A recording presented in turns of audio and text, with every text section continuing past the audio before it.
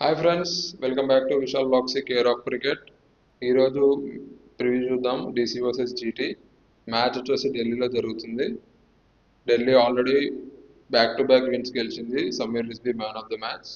ముంబై మీద చాలా బాగా ఆడాడు అండ్ ఎల్ఎస్జీ మీద చాలా బాగా ఆడాడు. 26 for 4 ఉన్నప్పుడు అతను వచ్చి ఎంత కాంట్రిబ్యూట్ చేశాడో చూసాం. DC is looking A balance side. GT వచ్చేసి 2 మ్యాచెస్ ఓడిపోయింది. ఒకటేమో పంజాబ్తోనే, ఒకటేమో రాజస్థాన్తోనే. రెండు కూడా వన్ సైడెడ్ ఏం కాదు, మ్యాచ్లు లాస్ట్ దాకా వచ్చినాయి. జీటీ ఫైట్ చేసింది కానీ కొంచెం బ్యాడ్ లక్ అని చెప్పుకోవచ్చు. ఎందుకంటే రాజస్థాన్ మ్యాచ్ లో ఆల్మోస్ట్ వాళ్ళకి ఛాన్స్ ఉంటే విన్ ఛాన్స్, కానీ షారుఖ్ ఖాన్ రన్అట్ అవ్వడం, రషీద్ ఖాన్ అవుట్ అవ్వడం లాస్ట్ ఓవర్లో, తివాటి అవుట్ అవ్వడం, ఇలా బ్యాక్ టు బ్యాక్ వికెట్స్ పడడం వల్ల జీటీ ఆ మ్యాచ్ గెలవలేకపోయింది. అండ్ తుషార్ దేశపాండే కూడా లాస్ట్ ఓవర్ బాగా వేశాడు. GT will be going hard in this match. They will be definitely going for a win.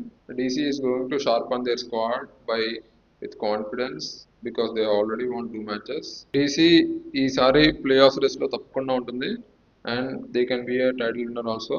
19 seasons లో డీసీ ఇప్పటిదాకా ఒక్క సీజన్ కూడా గెలవలేదు. జీటీ వచ్చి రావడంతోనే 2022లో గెలిచేసింది. అప్పుడు హార్దిక్ పాండ్యా ఉండే కెప్టెన్సీ. ప్లేయింగ్ 11 విషయాన్ని చూసుకుంటే దాదాపు డీసీ అయితే సేమ్ టీం ఉండొచ్చు. దే హ్యావ్ డెత్ బౌలింగ్ చాలా బాగుంది డీసీకి. Natarajan, Lungi Ngidi, Mukesh Kumar, wicket taker మన Kuldeep Yadav, left arm chinaman, Vipraj, Axar Patel, చాలా బౌలింగ్ ఉంది.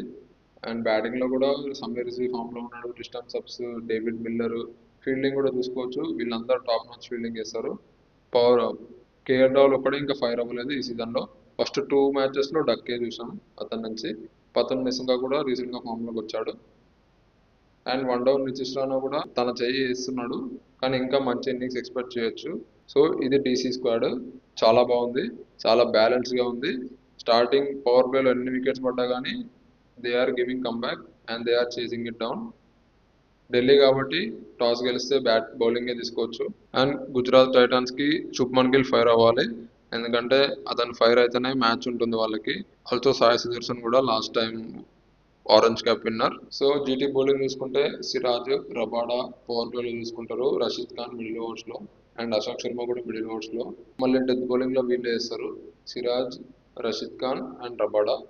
వాషింగ్టన్ సుందర్ కూడా వేస్తాడు మధ్య మధ్యలో. And he's a correct all-rounder right now. ఇన్ని రోజులు అతను బౌలింగ్ ఆల్రౌండర్ లాగానే చూసాం టీమిండియాలో. అండ్ జీటీకి అతను పర్ఫెక్ట్ ఆల్రౌండర్ గా నెంబర్ 4 లో బ్యాటింగ్ ఆడుతున్నాడు అండ్ బౌలింగ్ కూడా క్రూషియల్ ఓవర్స్ వేస్తున్నాడు, వికెట్స్ కూడా తీసుకుంటున్నాడు. లాస్ట్ ఇయర్ లో చూసాం అతను ముంబై మీద ఎలా ఆడాడు, దాదాపు మ్యాచ్ గెలిపించేసినాడు. కానీ ముంబై చేసిన బ్యూటిఫుల్ ఆర్కర్ వల్ల వికెట్ కోల్పోయింది. జీటీ ఆ ఐపీఎల్ నుంచి కూడా నాకౌట్ అయిపోయింది. సో ఈరోజు ప్రిడిక్షన్ విషయానికి వస్తే జీటీ 2 మ్యాచ్లు ఓడిపోయి ఎంత కసిగా ఉన్నా కానీ I'm going with Delhi today. ఎందుకంటే అది వాళ్ళ హోమ్ గ్రౌండ్, డ్యూ ఫ్యాక్టర్ ఉంటుంది. అక్షర్ పటేల్, డీసీకి చాలా బౌలింగ్ ఆప్షన్స్ ఉన్నాయి. Axar Patel and DC management is doing very very well. Batting coach Hemang Badani చాలా బాగుంది. డీసీ మేనేజ్మెంట్ కూడా. కేఎల్ రాహుల్ ఒక్కడే ఫైర్ అవ్వలేదు, ఇంకా అది ఒక్కటే ఇష్యూ డీసీకి. అది తప్పించి మిగతా అన్ని సెట్టే. గుజరాత్ బౌలింగ్ లో ఒక్కటి కన్సర్న్ ఉంది అండ్ వాళ్ళకి ఇంకా కాన్ఫిడెన్స్ రాలేదు, 2 మ్యాచ్లు ఓడిపోయారు కాబట్టి.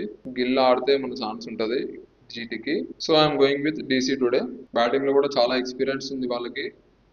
Axar Patel, David Miller, KL Rahul, Tristan Stubbs and Sameer Rizvi కూడా చాలా అంటే చాలా మెచ్యూర్ గా ఆడుతున్నాడు. స్టార్టింగ్ 50 స్ట్రైక్ రేట్ తో స్టార్ట్ చేసి తర్వాత మెల్లమెల్లగా match winner, man of the match అన్ని తీసేసుకుంటున్నాడు, అన్ని కొట్టేస్తున్నాడు. That's it for the today's preview guys.